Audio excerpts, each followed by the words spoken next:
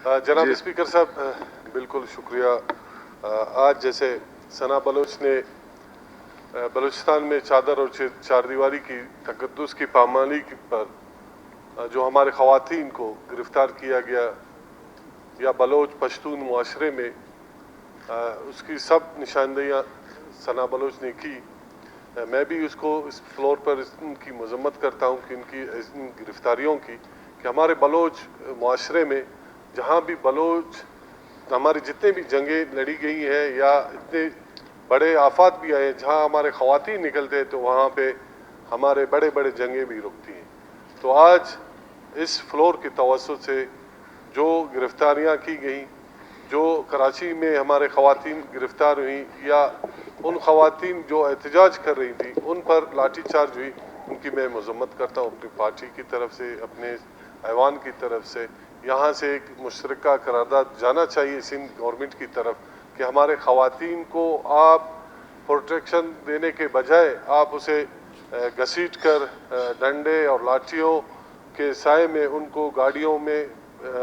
बिठा कर आप उनको लाखों में बंद किया। इसकी हम शदीद अल्फाज में मज़म्मत करते हैं। जनाब स्पीकर, हालिया हल्का बंदियाँ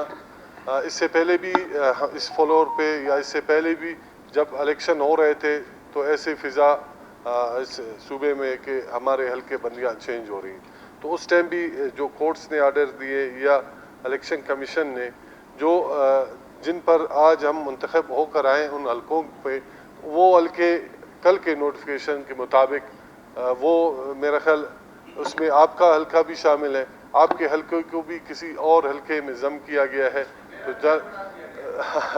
वो आपका भी पार्टनर हो गया सरदार। तो अभी सरदार साहब, ये बलूचिस्तान और बलूचिस्तान की आबादी,